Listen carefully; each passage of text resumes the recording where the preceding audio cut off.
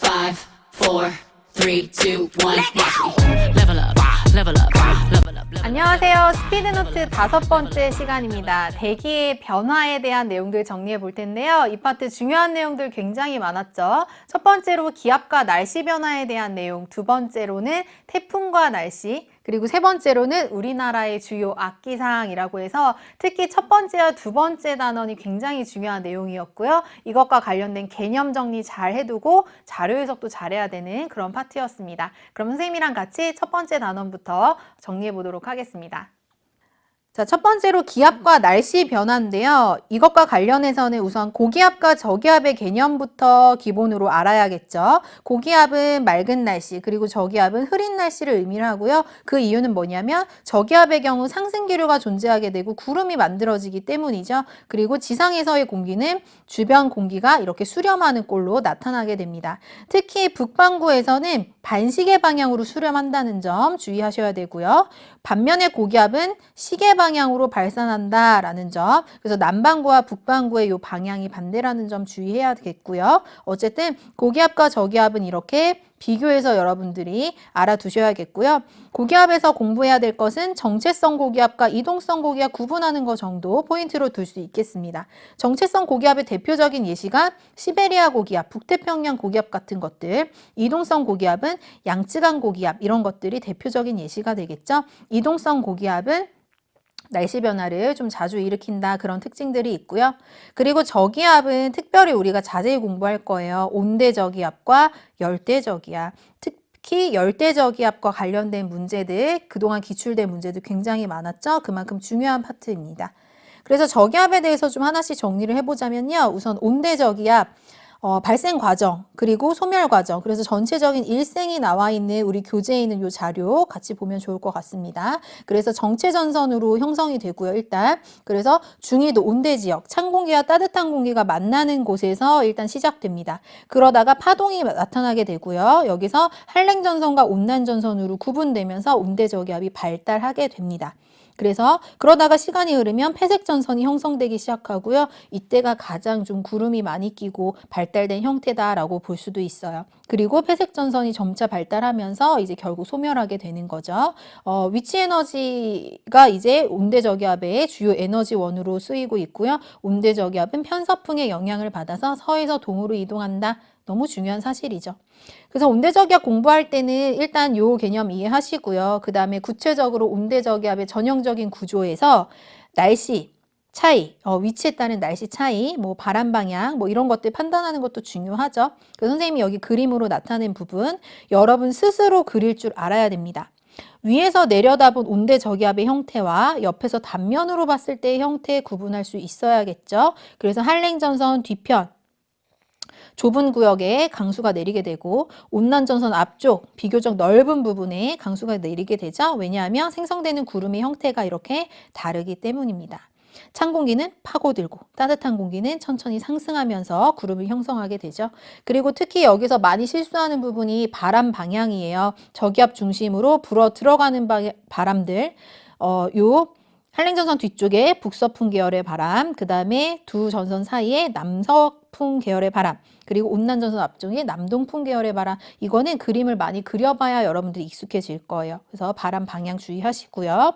그래서 이 온대저기압과 같은 것들을 해석할 때 있어서 우리가 기본적으로 일기기후와 위성 영상을 보면서 결국은 여러 날씨들을 예측하고 해석하는 것이 중요한 거거든요.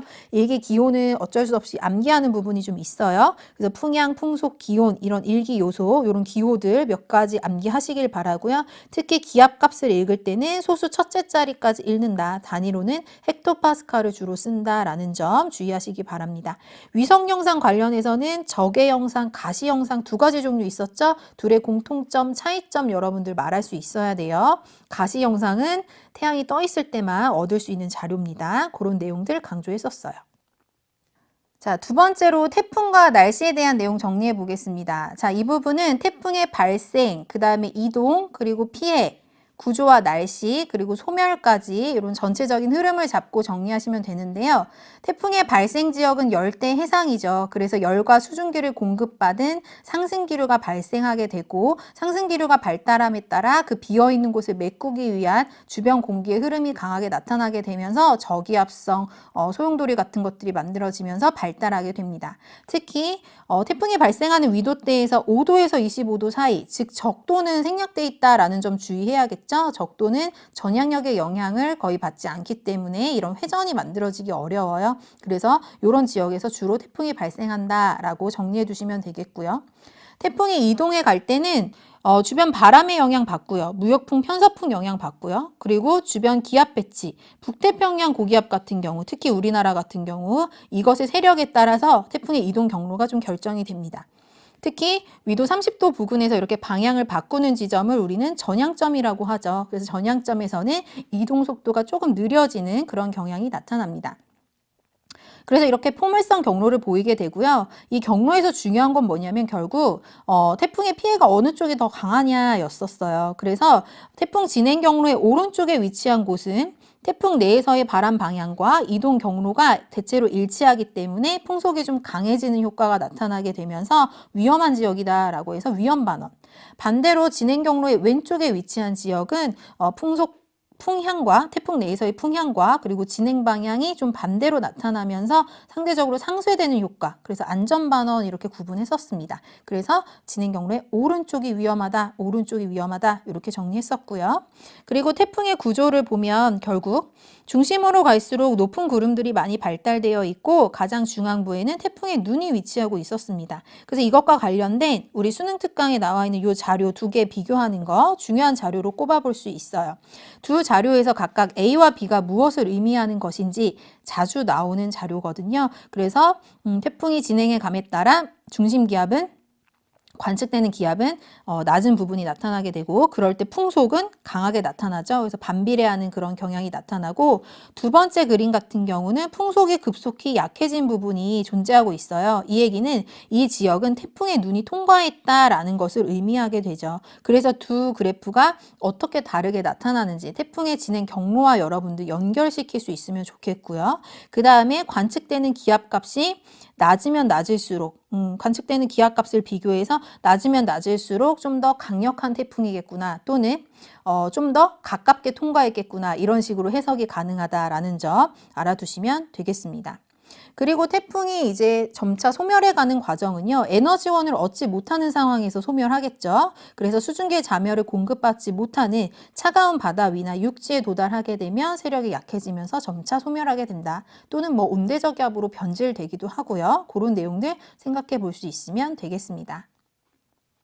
자, 마지막 세 번째, 우리나라의 주요 악기상에 대한 내용은요. 이 부분은 사실 어려운 내용이 거의 없습니다. 규모로 봤을 때는 온대저기압과 열대저기압에 비해서 작은 편이에요. 그래서 시간과 공간 규모가 좀 작다라는 점, 일기도에 표현하기 어렵고 그 다음에 예측도 좀 어렵다. 이런 식으로 여러분들 공통점 찾아볼 수 있겠고요. 대표적인 악기상 현상들, 뇌우, 소나기, 천둥, 번개, 동반되는 이런 강한 비를 뿌리는 이런 현상 뇌우라고 하죠. 그리고 이렇게 강한 상승기류가 있는 정란운에서는 우박이 발달되기도 합니다. 우박은 상승기류와 하강기류가 반복되는 과정에서 이 얼음 알갱이가 점차 성장하다가 떨어지는 현상을 얘기를 하죠. 그리고 뭐 기압 차이가 클 때 강풍이 나타난다. 그리고 비가 한 곳에 집중적으로 내리게 되면 집중호우 현상이 나타난다. 이런 것들 전부 다 우리 입장에서는 인명재산 피해를 일으키기 때문에 악기상으로 구분을 합니다.